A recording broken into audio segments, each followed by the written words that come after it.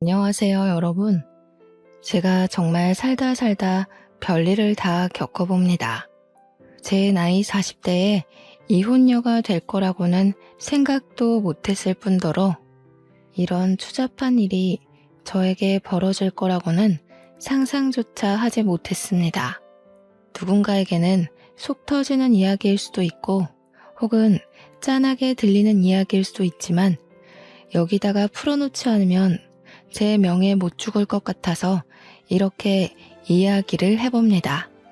참으로 지긋지긋하고 벗어나고 싶기만 했던 생활인데 막상 일이 이렇게 되고 나니까 어디로 가야 할지 길을 잃은 아이처럼 살게 되네요.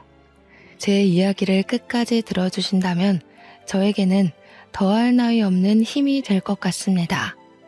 저는 20대 중반쯤 6살 연상인 남편과 결혼을 하게 되었습니다. 저와 남편의 고향은 경북 상주였고 가부장적인 남편네 집에서 그러니까 시댁에서 어린 마음에 상처를 받으며 고생고생하며 신혼살림을 했습니다. 남편이 그때까지 제대로 된 직장이 없었기 때문에 곶감 농사를 하는 시댁에서 호되게 혼이 나면서 일을 도우며 살고 있었죠. 고생 끝에 낙이 온다고 줄줄이 낙방만 하던 취업이 드디어 성공을 하고 말았습니다. 저는 서울에 올라간다는 설렘보다 드디어 시댁에서 벗어날 수 있다는 마음에 하루하루 손을 꼽아 서울로 상경하는 날을 기다렸죠. 시모는 끝까지 서울에 가면 고생한다고 이 동네에서 먹고 살 일을 찾아야지 서울에 가느냐고 남편을 뜯어 말렸습니다. 하지만 그때에는 서울에 간다는 사실 자체가 성공을 했다는 증명이기도 했기에 남편은 그 손을 뿌리치고 저와 서울에 올라왔습니다. 처음에 상주 촌년이 서울의 빌딩 숲을 보고 얼마나 놀랬는지 모릅니다. 서울에 오니 시집살이 시키던 시모가 없어서 얼마나 행복했는지 마음의 안정이 빠르게 찾아오더라고요. 제가 또 하필이면 친정 부모 없이 자란 천의 고아였거든요. 제가 어릴 때 두 분 모두 돌아가신 걸로 알고 있습니다. 물론 정확한 사정은 모르지만 동네 사람들이 저를 품앗이하듯 키워주셨는데 모두들 저에게 부모님이 돌아가셨다고 말을 해주셨어요. 저는 마을 주민들의 도움이 없었더라면 한겨울에 추위에 얼어 죽었거나 배가 골아 죽었을지도 모릅니다. 저는 어릴 때부터 마을에 온갖 자비를 하면서 밥을 얻어먹었고 학교를 다녔습니다. 그래서 지금 남편과 결혼한다고 시댁을 방문하여 인사를 드렸을 때 시모는 밥주걱을 저에게 던지시기도 했었습니다. 어디 만날 여자가 없어서 마을 사람들이 업어 키운 계집애를 데리고 오냐고 부모 목숨 뺏어간 계집애라고 재수 없다고 하셨습니다. 남편이 박박 우겨서 결혼을 하긴 했는데 취업이 되지 않아서 2년 동안 시댁에 얹혀 살아야 했죠. 그 인연이 정말 저에게는 두 번 다시 겪고 싶지 않은 지옥의 기간이었습니다. 세상에 시집살이를 이렇게까지 시킬 수 있나 싶을 정도로 저희 시모는 지독한 사람이었습니다. 상주가 또 곶감이 워낙 유명한 곳이지 않겠습니까? 시댁이 꽤 큰 농장을 가지고 있었는데 인터넷에 상표만 쳐도 줄줄이 고급 곶감으로 나오는 그런 업체를 운영하고 계셨습니다. 그 곶감을 제 손으로 일일이 말리고 털어내고 엮고 하면서 만든 것입니다. 그거야 뭐 잡노동이기도 했고 밥을 얻어먹기 위해 다른 집에서도 했던 일이기에 익숙하긴 했던 터라 괜찮았습니다. 근데 그 일을 하다 보면 진짜 손끝에 있는 감각이 다 사라질 정도로 쓰라리고 아프거든요. 그런 와중에 식사를 차려야 하니까 주방에서 밥을 짓고 있으면 일부러 보일러를 꺼두시는 게 우리 시모였습니다. 찬물만 쓰라고 하는데 손끝에 찬물이 닿으면 정말 악소리가 절로 나올 정도입니다. 치졸하게 저를 괴롭히셨던 거죠. 제가 그 2년 동안 살이 쭉 내려서 볼품이 없을 정도로 마르기도 했답니다. 오죽하면 동네 아주머니들께서 그 집 시집살이가 얼마나 심하면 우리 끝순이 살이 다 빠져서 시체 같다고 할 정도였습니다. 아, 제 이름이 끝순이는 아니지만 동네 품앗이를 하며 자랐다고 하지 않았습니까? 동네 분들은 애칭처럼 저를 모두 끝순이라고 불러주셨습니다. 집안의 막내딸이다 하시면서요. 동네 분들이 전부 제 어머니이자 아버지셨죠. 아무튼 서울에 상경을 하고 나니 세상에 이렇게 멋있는 사람들이 존재할 수 있나 싶더라고요. 길을 가다 마주치는 사람들이 전부 연예인 같고 모델 같고 그랬습니다. 하나같이 세련되고 화장도 어쩜 저리 잘하는지 저 같은 촌년은 꿈에도 못 꿀 정도더라고요. 남편은 서울에서 일을 하게 되면서 상주에 있는 시모의 사업장에서 일을 할 때보다 훨씬 많은 돈을 벌기 시작했습니다. 하지만 돈을 많이 벌어봐야 어마어마한 서울 물가에 기가 죽어 저희는 혀를 내두르면서 지내야 했죠. 그나마 시댁에서 저희가 상경할 때 집을 구할 돈을 빌려줘서 다행이었습니다. 그거마저 없었더라면 정말로 지하 단칸방에서 집을 구할 돈을 언제쯤 모으려나 하면서 손가락만 빨면서 지냈을지도 몰라요. 시댁이 곶감 장사를 하면서 꽤 많은 돈을 벌어서 다행이었다고 생각합니다. 물론 시모는 그만큼 저를 부려먹긴 했지만요. 하나뿐인 아들이라고 저희한테 주택 전세를 얻을 만큼은 빌려주었죠. 그 돈을 담보로 저는 또 어마어마하게 시댁에 시달려야만 했습니다. 곶감 철이 아닐 때에도 무슨 일만 생기면 5시간 거리인 상주로 저를 몇 번이나 부르셨습니다. 한 달에 몇 번이나 왔다 갔다 했는지 정말 하루 걸러 상주에 내려갔다고 해도 과언이 아닐 정도였어요. 꽃감을 말릴 철이 오면 내려가서 일을 도와야 했기에 새벽같이 버스를 타고 상주로 내려갔고 시모가 만족할 때까지 일을 해야 했습니다. 당연히 남편은 서울에서 일을 해야 했기에 남편만 서울집에 덜렁 두고 가야 하는 일도 많았죠. 그러던 도중 저의 뱃속에 새 생명이 자라나고 있다는 사실을 알게 되었습니다. 몸에 미열도 있고 속이 메스꺼리고 머리가 아파서 병원에 찾아갔더니 산부인과에 가보라고 하더군요. 그날 남편의 손을 잡고 산부인과에 가서 임신 소식을 알게 되었고 저는 시댁에 연락을 드렸습니다.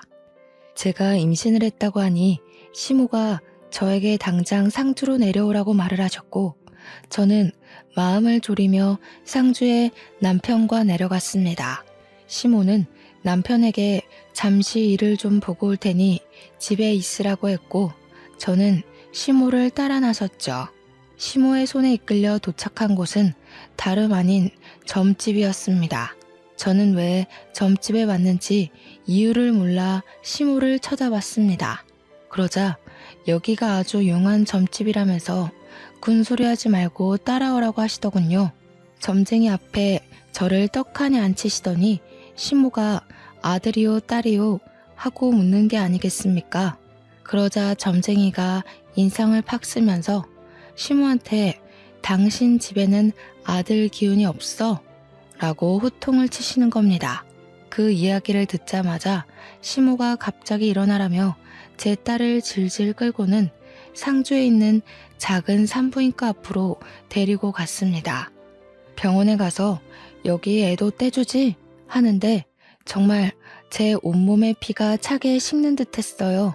아직 성별도 나오지 않은 작은 점 같은 아이를, 딸인지 아들인지 모를 아이를 어떻게 점쟁이 말만 듣고 그럴 수 있는지요. 시모가 병원 접수처에서 하는 이야기를 듣자마자 저는 놀래서 뛰어내려갔습니다. 시모가 뒤에서 거기 서라고 쫓아오는 소리가 들렸지만 섰다가는 큰일이 날 것 같았습니다. 신발이 한짝 벗겨진 것도 모른 채로 내달려 공중전화 앞에 섰고 남편이 기다리고 있을 시모 집으로 전화를 걸었습니다. 남편이 받자마자 시모한테 이끌려 동네 산부인과에 갔는데 아들 아닌 것 같다는 점쟁이 말에 수술을 시키려 했다고 두서없이 말을 막 뱉었어요.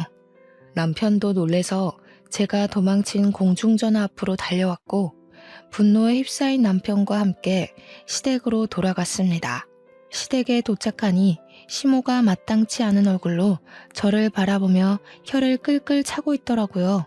그 용한 점쟁이가 우리 집에는 아들 기운이 없다는데 계집이 나와서 어디다 쓸 거냐고 삿대질을 막 하시는 겁니다.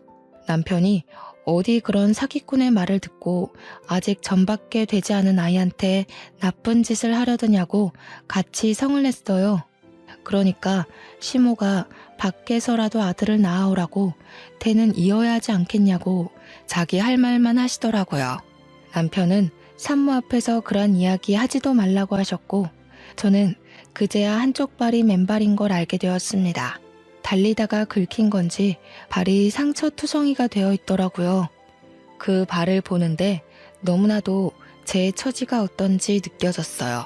시모는 자기한테 성을 내는 아들에게 실망했다며 아들 키워봐야 소용이 없다고 가슴을 막 치셨습니다. 그러자 남편이 아들 키워봐야 소용없는데 왜 우리한테 아들 낳아오라고 타령을 하냐면서 서울 가겠다고 했습니다. 표독스럽게 저를 바라보던 시모는 여우 같은 년이 우리 아들을 홀려놨다고 저랑 함께 막 달려오시더라고요. 저는 너무나도 공포스러웠습니다. 시모가 달려오는데 정말 눈을 뒤집으면서 달려오시더라고요. 다행히 남편이 왜 이러시냐며 시모를 내동댕이 쳤고 엉덩방아를 찢은 시모는 그 자리에 주저앉아 엉엉 우셨습니다. 남편은 저에게 미안하다고 계속 사과를 하고 시모는 저한테 애를 당장 지우라고 우리 아들이 힘들게 번 돈 딸에게 쓸 수 없다고 소리치셨죠. 결국 남편은 시모에게 사과하기 전에도 전화도 하지 말고 찾지도 말라고 하고는 저를 끌고 서울에 올라왔습니다. 서울로 가는 차 안에서 남편이 아직 판판한 제 배를 만지며 울더라고요. 이제 시댁에 오지 말라고. 아이를 낳을 때까지는 죽어도 오지 말라고요. 그 뒤로 저는 서울에서 지내면서 어떻게든 시모의 연락을 피하기 위해 노력을 했어요. 곶감 농장의 일이 바빴던 터라 시모가 서울에 올라올 수 있는 날이 없었기에 그나마 다행이었다고나 할까요. 임신 5개월쯤 되었을 때 병원에서 넌지시 아이의 내복은 파란색으로 준비하시는 게 좋겠네요. 라는 이야기를 듣고 나서야 뱃속의 아이가 아들이라는 걸 확신했습니다. 무당이 정말 사기꾼이었는지 아들 기운이 없다더니 떡하니 아들을 임신하고 있었던 거죠. 혹여라도 그날 도망을 치지 못해서 수술대 위에 올랐더라면 우리 떡두꺼비 같은 아들은 만날 수 없었을 겁니다. 우여곡절 끝에 결국 아들을 무사히 낳았고 병실에 누워있다가 잠이 들었는데 누군가 쳐다보는 느낌에 눈을 뜨니 시모가 저를 빤히 보고 있더라고요. 순간 어찌나 놀랐는지 입에서 악소리가 절로 나왔습니다. 시모가 겸연쩍어 하면서 저한테 그러더군요. 그래, 고생했다. 아들 낳았으니까 할 일 다 했다. 하시면서 제 손을 잡는 겁니다. 저는 솔직히 소름이 돋았습니다. 태도 변환이 너무 빠른 것 아닌가 싶었거든요. 저도 말이 곱게 나오지 않았기에 시모한테 어머님이 애 지우라고 할 때 지웠으면 큰일 날 뻔했네요. 하니까 시모가 눈에 쌍심지를 켜고 내가 언제 그랬어? 이러더라고요. 진짜 치매 검사라도 받으셔야 하는 거 아닌가 하는 생각이 들었죠. 자연분만이었지만 꽤 난산을 겪었던 터라 다른 산모보다 이틀을 더 입원해 있었는데 집으로 돌아와서도 시모가 상주에 내려갈 생각을 안 하더라고요. 그러면서 저한테 우리 남편을 낳았을 때 엄청나게 힘들었었다면서 너는 애도 잘 낳는다 하시며 본인 이야기를 하시더라고요.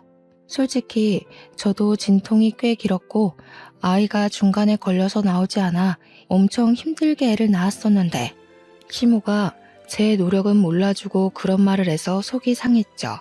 시모는 아랑곳하지 않고 본인 이야기를 계속 이어갔습니다. 시모는 늦은 나이에 겨우겨우 시부와 결혼을 했고 아이가 바로 들어서지 않아서 고생을 했다고 하더라고요. 2번의 유산을 했고 3번째에서야 겨우겨우 남편을 낳을 수 있었는데 그때가 이미 30대 중반을 넘겨버린 나이여서 시댁에서 엄청난 구박을 받았다고 했어요. 겨우겨우 아들을 낳았으니 목숨 유지하고 살았지 딸을 낳았으면 쫓겨났을 거라고 훌쩍이시더라고요. 그러면서 딸은 전혀 도움이 되지 않는다고 계속해서 이야기를 하시는데 저나 시모나 둘 다 여자 아닌가요? 그냥 그 이야기 자체가 제가 딸을 낳았더라면 널 내쫓았을 거야 하는 이야기로밖에 들리지 않았습니다. 듣기 싫었지만 본인 말만 하시는 시모의 이야기를 끝까지 들을 수밖에 없었죠. 그때는 조리원 같은 게 제대로 되어 있던 시절은 아니었기에 집에서 몸조리를 해야 했습니다. 시모가 상주에 내려갈 생각을 도통 하지 않으니 어쩔 수 없이 집에서 시모와 함께 몸조리를 해야만 했어요.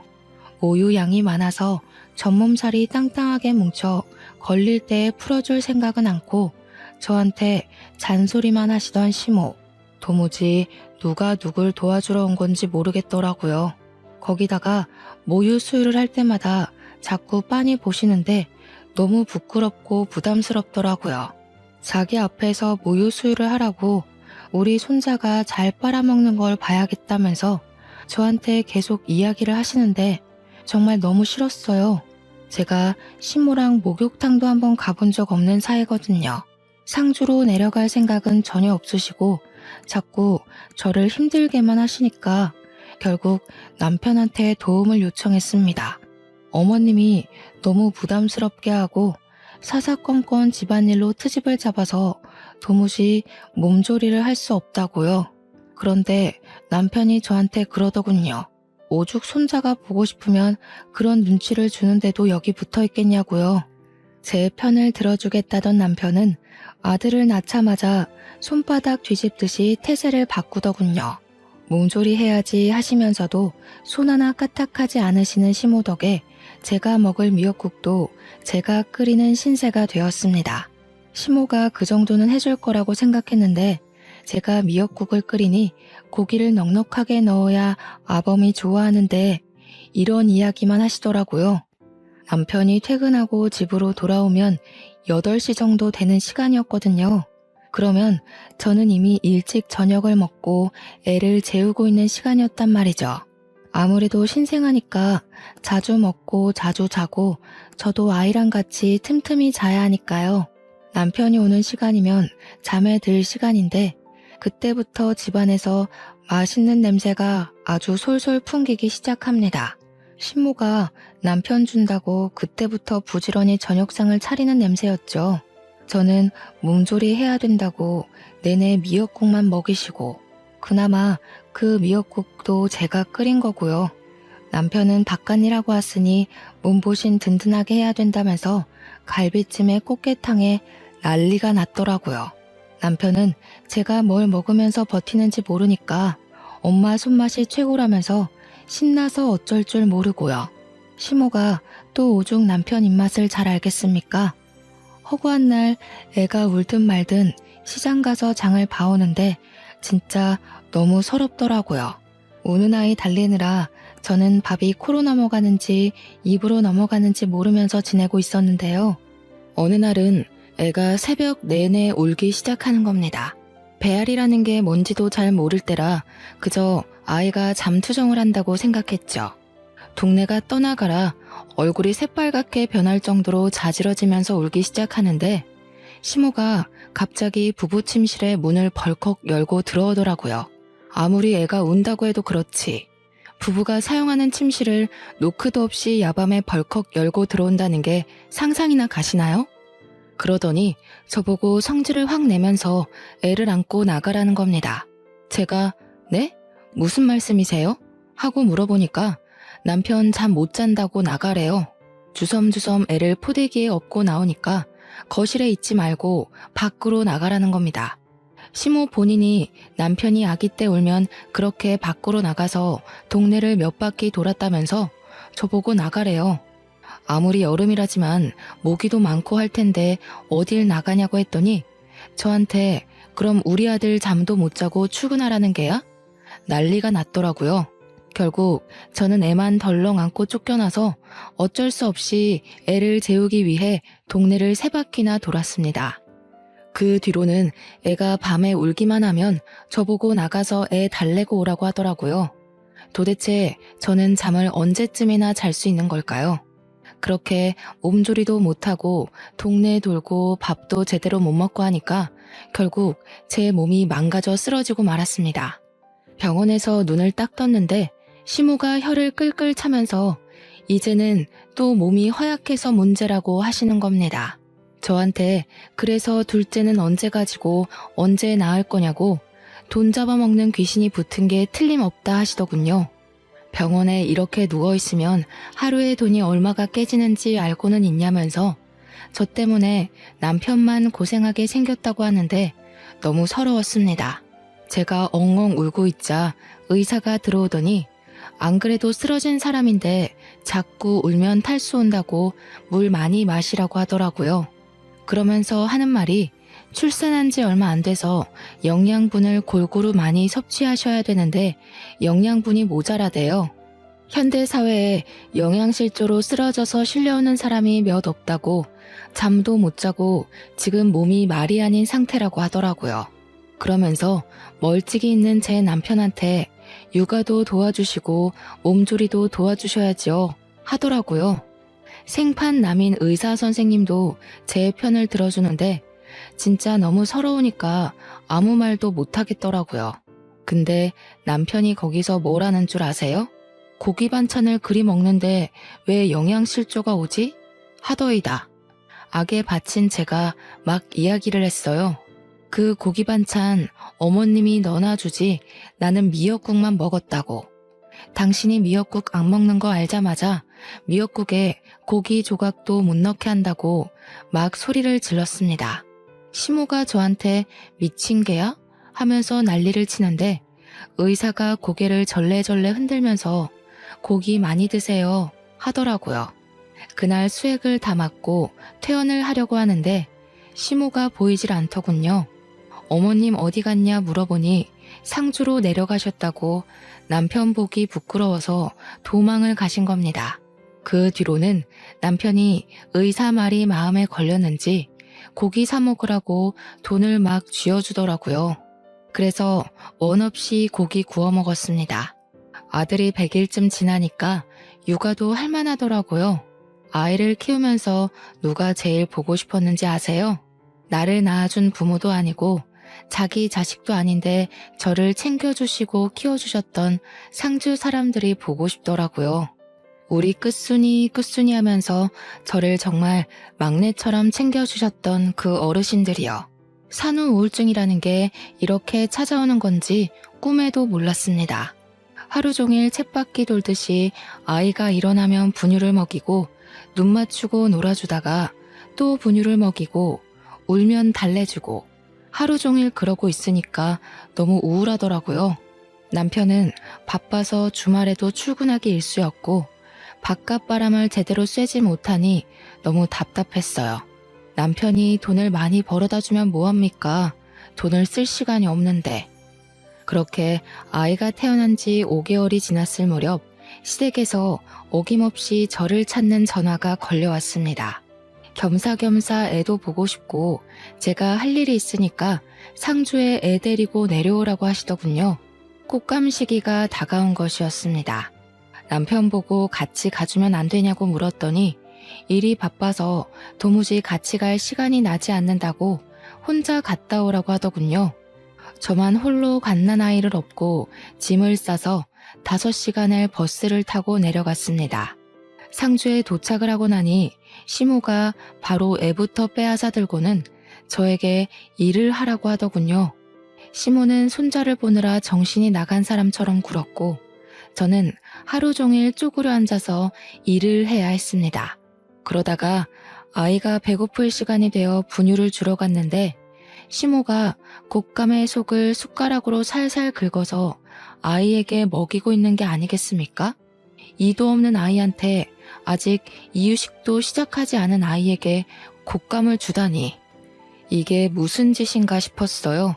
제가 너무 놀라서 어머님 하고 소리를 지르자 시모가 무슨 유난을 그리 떠냐고 오히려 저한테 뭐라고 하더라고요. 속만 살살 긁어서 준 거라고 하더라고요. 제가 이유식 시작도 안 한 아이한테 무슨 일이 생길 줄 알고 그걸 주시냐고 했죠. 그러니까 시모한테 그게 무슨 말버릇이냐고 트집을 잡더니 우리 남편도 어릴 때 다 곶감 먹고 컸다고 성을 내시더라고요. 애 보는 거에 참견할 시간 있으면 곶감 하나 더 엮고 오라고요. 평소에 조용한 시모의 집에서 아기 울음소리가 들리니 상주 사람들이 끝순이가 동네에 왔나 보다 싶어서 시모 집으로 찾아왔어요. 아이가 누굴 닮았나 궁금하기도 했다며 하나같이 저한테 우리 끝순이 고생했다고 토닥여 주시더라고요. 저를 보고 싶어서 오셨다더니 용돈도 한아름 준비해서 오시는 거예요. 아이를 낳았을 때 고생했을 텐데 이제야 용돈도 준다면서요. 우리 시모한테도 못 받아본 돈이라 너무 소중해서 감사하다 인사드리고 가슴팍에 넣어놨는데 시모가 그 돈 내놓으라 하더라고요. 제가 받은 건데요. 하니 우리 손주 낳아서 받은 돈 아니냐고 말도 안 되는 소리를 하면서 그 돈 내놓으래요. 우리 시모 진짜 부자거든요. 시부 돌아가시고 모든 사업장 시모가 받아둔 터라 진짜 알짜배기 부자란 말이에요. 이 곶감 농장 나중에 다 손자 거 될 거라면서 그러니 손자한테 들어오는 돈은 자기가 챙기는 게 맞는다며 돈 내놓으라고 하는데 말이 되나요? 결국에는 제가 돈 가지고 있으면 땀만 먹고 도망갈까봐 내놓으라는 것이었습니다. 오죽하면 옆에서 우리 아들 귀엽다고 보고 있던 동네 아줌마가 시모한테 삿대질을 막 하더라고요. 뺏을 게 없어서 끝순이한테 준 용돈을 뺐냐고 할머니 성격 고약하다고 하면서요. 그랬더니 시모가 또 씩씩거리면서 자네는 뭔데 집안일에 참견이냐고 성질을 버럭 내시대요. 그렇게 한 일주일 있다가 서울에 돌아오니 그 사이에 잘 쉰 건지 남편 때깔이 곱더라고요. 술 냄새가 진동을 하는데 오자마자 저한테 해장국 좀 끓여달라고 하길래 해장국을 끓여줬어요. 결혼 전에는 저 없으면 죽겠다고 난리를 치는 통에 결혼까지 했건만 애 낳고 나니까 제가 날개옷 잃은 선녀같이 느껴지나 봐요. 제가 시댁에서 당하는 일들은 하나도 신경 써주지 않고 자기가 세상에서 제일 바쁜 사람인 줄 알고 살더라고요. 그렇게 겨울이면 상주에 내려가서 일을 하고 애는 쑥쑥 자라나고 몇 년을 보냈는지 모르겠습니다. 애를 낳은 게 겨우 20대 중반이었는데 벌써 40대를 넘긴 나이가 된 거죠. 우리 아들은 중학생이 되었고 서울 애들 사이에서 공부도 곧잘 따라가 중상위권 성적을 유지하면서 지내고 있었습니다. 저는 꼬부랑 글씨를 아무리 봐도 모르겠던데 우리 아들은 저한테 차근차근 설명도 참 잘해주더라고요. 나중에 선생님 되는 게 꿈이라면서 열심히 공부할 거라고 했어요. 얼마나 기특하고 예쁜지. 아들이지만 참 순수하고 얌전한 놈이었죠. 하지만 그 행복은 얼마 가지 않았습니다. 집에 큰일이 생기고 말았죠. 바로 평생 동안 저를 괴롭히고 정정하게 살 것 같았던 우리 시모가 풍으로 쓰러지게 된 겁니다. 처음에는 거동도 제대로 못하시는 바람에 집에서 수발을 들어줄 사람이 필요해졌어요. 아들은 중학생이고 남편은 직장 때문에 움직일 수 없고 저 또한 집안일을 챙겨야 하는 입장으로 시모 옆에 내내 붙어 있을 수가 없었기에 간병인을 구했습니다. 그런데 시모의 성격이 어찌나 괴팍한지 다들 대충 아시잖아요. 간병인들이 도무지 버텨내지를 못하는 겁니다. 시모가 사사건건 입만 살아서 트집을 잡아대고 욕을 해대고 하니까 간병인들이 도망을 간 거예요. 한 달 동안에만 3명의 간병인이 도망을 가게 되면서 결국 남편은 저에게 부탁을 하더라고요. 애는 공부를 해야 하고 자기는 일을 해야 하니 집에서 그나마 시간이 남는 저보고 수발을 들어달라고요. 이게 사실 부탁인지 명령인지는 잘 모르겠지만 남편이 해달라고 하는데 제가 어떻게 거절을 하겠습니까? 결국 제가 짐을 싸서 상주로 내려가게 되었습니다. 서울에 언제 올 수 있을지 기약 없는 상주행이었죠. 제가 내려가니까 누워서 꼼짝 못 하시던 시모가 잘 왔다고 하시더라고요. 그동안 간병인들이 어찌나 하는 일이 없던지 속이 답답할 지경이었다면서 일은 우리 며느리가 잘하지 하시는데 무섭더라고요. 그 말이 칭찬이 아니라 앞으로 내가 널 부려먹을 거다 하는 경고같이 느껴졌어요. 순간 신혼 2년 동안 시집살이를 했던 일들이 새록새록 떠오르대요. 그렇게 옆에서 병수발을 들면서 시모가 거동을 조금씩이라도 할 수 있도록 시모를 끌어안고 움직이기 시작했습니다. 시모가 한번 쓰러지고 나니까 화내는 기력도 예전만치 못한지 저한테 잔소리도 하도 줄이시더라고요. 물론 이렇게 수그러들기까지 꽤 시간이 흐르긴 했죠. 간병하겠다고 내려간 첫날 오줌 누는 요강을 제때 비우지 않았다고 그 요강을 저한테 던지셨거든요. 안에 가득 차 있던 소변을 뒤집어 썼을 때는 정말 화가 머리끝까지 나서 시모한테 소리를 고래고래 질렀습니다. 어머님, 이러시면 저 밥도 안 하고요. 요강도 비우지 않을 거라고요. 아예 서울로 가서 나몰라라 하고 지낼 겁니다. 했더니 깨갱 하시더군요. 제가 정말 짐부터 싸고 아무것도 하지 않자 저한테 처음으로 미안하다고 먼저 사과까지 하셨습니다. 그 뒤부터는 시모의 재활을 위해 힘을 썼죠. 그나마 남편이 돈을 꼬박꼬박 보내주어서 읍내에 있는 정형외과 선생님의 도움을 받아 마사지도 해드리고 거동을 도와주는 보조기구도 샀어요. 하지만 시모를 돌보는 일만 저에게 주어진 것은 아니었습니다. 우리 시모 농장의 규모가 꽤 컸거든요. 곶감 사업장도 큰 업체였고요. 그 관리가 전부 제 몫이 되고 만 거죠. 시모가 움직일 수 없으니 제가 매일같이 출근을 해서 농장을 한두 시간 돌봐야 했습니다. 시모가 낮잠을 자는 틈에는 공장 시차를 가고 시모가 깨어있을 때는 식사도 차려야지, 씻겨드려야지, 운동도 해야지.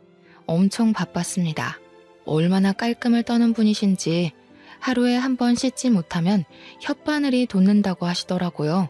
처음에는 시모가 목욕하는 것만 옆에서 도와드렸는데 결국에는 저도 온몸에 물을 뒤집어 쓰게 되더라고요. 그래서 그냥 시모랑 같이 씻게 되었죠. 정정할 때는 목욕탕 한 번 같이 가본 적 없는 사이였지만 늙어서 하게 되네요. 시모 등도 빡빡 밀어드리고 씻고 나서 머리도 정갈하게 정리해드리고 스킨 로션도 다 발라드리고요. 거동을 조금씩 하게 되긴 했지만 화장실이 급할 때는 제가 똥오줌도 다 받아드리고 했어요. 식사를 하실 때도 손을 자꾸 떠시니까 제가 먹여드리게 되었고요.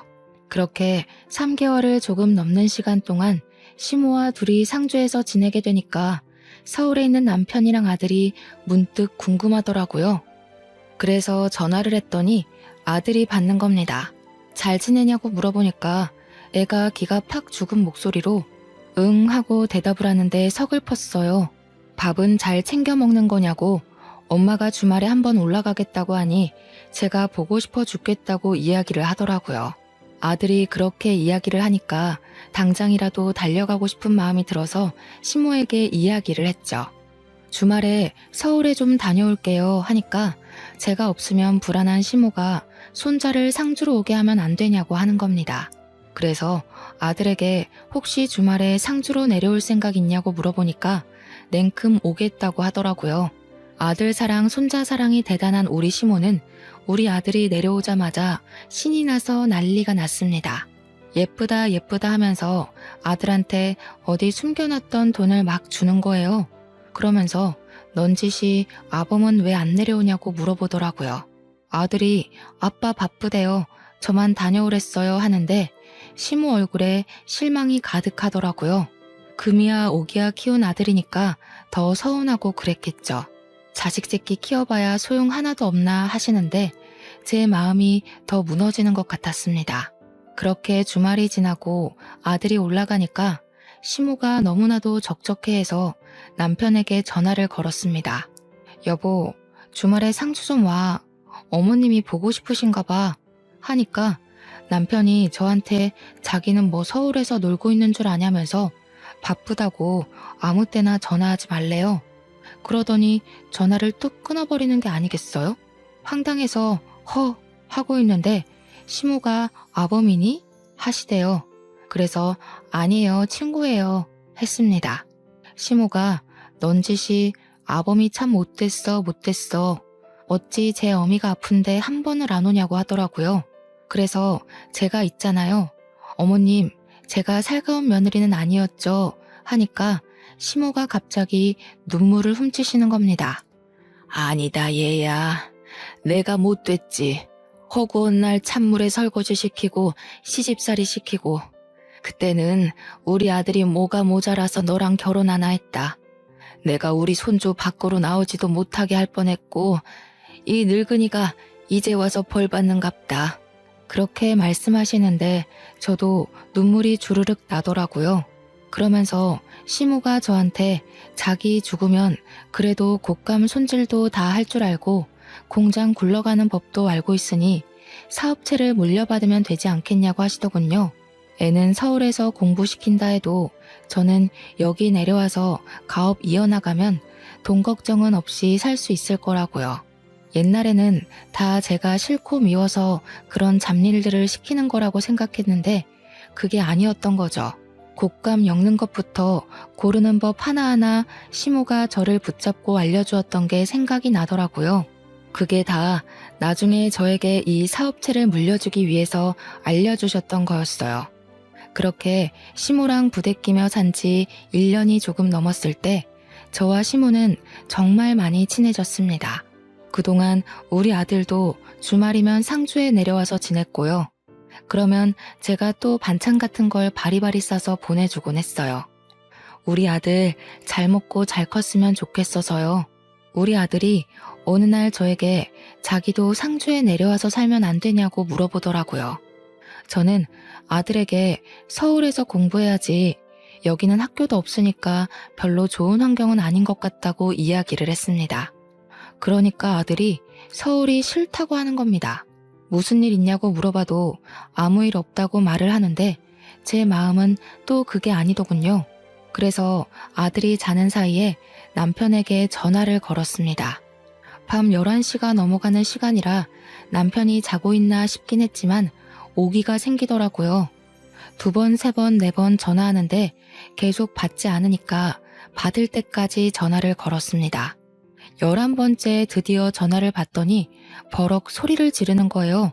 야, 왜 자꾸 전화를 하고 그래? 그렇게요. 저는 왜 전화를 안 받냐고, 뭐 하고 있었냐고, 우리 아들한테 무슨 일이 있길래 자꾸 상주에서 살고 싶다고 이야기하는 거냐고 물어봤죠. 그랬더니 저한테 그놈이 상주에 있는데 왜 자기한테 물어보냐고, 서울이 싫은가 보지, 상주에서 살라고 해, 하는 겁니다. 그러면서 돈은 꼬박꼬박 보내줄 테니까 걱정하지 말고 상주에서 지내라고 하는데 순간 느낌이 쎄하더라고요. 이놈이 바람이라도 났나? 왜 자꾸 나랑 아들을 상주에서 못 올라오게 하려는 걸까 싶고요. 자꾸 전화도 피하고 전화하지 말라고 하는 것도 이상하게 느껴졌어요. 전화를 끊고 한참을 전화기 앞에서 멍하니 있었는데 뒤에서 기척이 느껴지더라고요. 아범이 바람이 났다냐? 저는 소스라치게 놀랐습니다. 분명 우리 시모가 자고 있는 걸 확인하고 남편에게 전화를 건 것이었거든요. 한번 잠들면 누가 업어가도 모르게 깊게 잠을 자는 시모라서 안심하고 있었는데 거기다가 시모가 9시면 잠자리에 드시거든요. 시간이 11시가 훌쩍 넘었는데 갑자기 일어나서 말을 거시니 제가 얼마나 놀랐겠어요. 바람이라뇨. 에이, 설마요 어머님. 아범이라면 계집질을 하고도 남지. 지 아비가 그러다가 일찍 죽은 거 아니여. 그 피가 어디 가겠어? 망할 놈의 새끼. 돌 맞아도 싼 새끼 같으니라고. 시모가 남편 욕을 하는 걸 생전 처음 본지라 저는 어안이 벙벙했습니다. 그러더니 저한테 당장 내일 아침 첫 차를 타고 서울에 가서 그놈을 족치고 오라고 하시는 겁니다. 제가 놀라서 네? 하고 물어보니까 하루 정도는 옆집 윤씨네한테 도와달라고 하면 될 거라고 하시더라고요. 그러면서 아침에 눈 뜨자마자 터미널로 가서 서울에 갔다 오라고 하셨어요. 가서 바람이 난 게 맞으면 발로 차주고 오해가 있는 거라면 다 풀고 오라고 하시더라고요. 그래서 저는 아침에 눈 뜨자마자 윤씨네 아주머니에게 길어야 이틀이라고 시무를 부탁드린다고 말씀을 드린 후 아들과 함께 서울로 향했습니다. 혹시나 싶어서 아들에게 혹시 너네 아빠 바람났냐고 물어보니까 아들 눈동자에 지진이 나더라고요. 알고 보니까 바람난 지 꽤 됐더라고요. 제가 상주를 오고 가고 할 때부터 그런 낌새가 있었던 거예요. 한 번 오면 며칠을 여기서 머물렀으니까요. 그 사이에 집 밖에서 자고 여자를 만나고 했던 거죠. 아예 제가 상주로 내려온 이후에는 집까지 여자를 들이더랍디다. 아들이 미쳤냐고 하니까 아들한테 너만 입 다물고 있으면 된다고 했대요. 저희가 올라간 날이 토요일이었는데 일요일까지 있을 거라고 남편은 알고 있을 테니까 분명히 집을 차지하고 있을 거란 생각이 들었습니다. 그래서 서울에 도착하자마자 집으로 달려가서 문을 벌컥 열었어요. 현관에 난생 처음 보는 하일이 있더라고요. 냅다 안방문을 열었습니다. 해가 중천에 떠 있는데도 안방 침대에서 둘이 누워 자고 있더라고요. 방안 가득 술 냄새가 진동하고요. 온몸이 부들부들 떨리는데 이대로 두고 볼 수 없으니까 화장실에 가서 시리게 찬물을 바가지에 담아 자고 있는 그 두 년놈들을 향해 뿌렸습니다. 둘 다 혼비백산에서 일어나는데 제가 떡하니 버티고 있으니 저승사자 본 사람처럼 놀라더군요. 이 미친 것들이 당당하게 바람을 우리 집 안방에서 피네? 아들, 증거 남겨. 제 말에 아들이 휴대폰을 들고 사진을 막 찍더라고요. 남편이 이게 무슨 짓이야? 하면서 저한테 당장 나가라고 소리를 치는 게 아니겠어요? 도대체 제가 왜 나가야 하는 건지. 불륜을 저지르고도 저리 뻔뻔할 수가 있나요? 차라리 잘 됐네. 이참에 이혼하자. 안 그래도 어떻게 말을 해야 할지 고민했는데 내 새 여자가 임신을 했거든. 그러니까 우리 깔끔하게 갈라서 자고. 알겠어? 네가 낳은 아들은 내가 포기해 줄 테니까 둘이 잘 먹고 잘 살면 되겠어.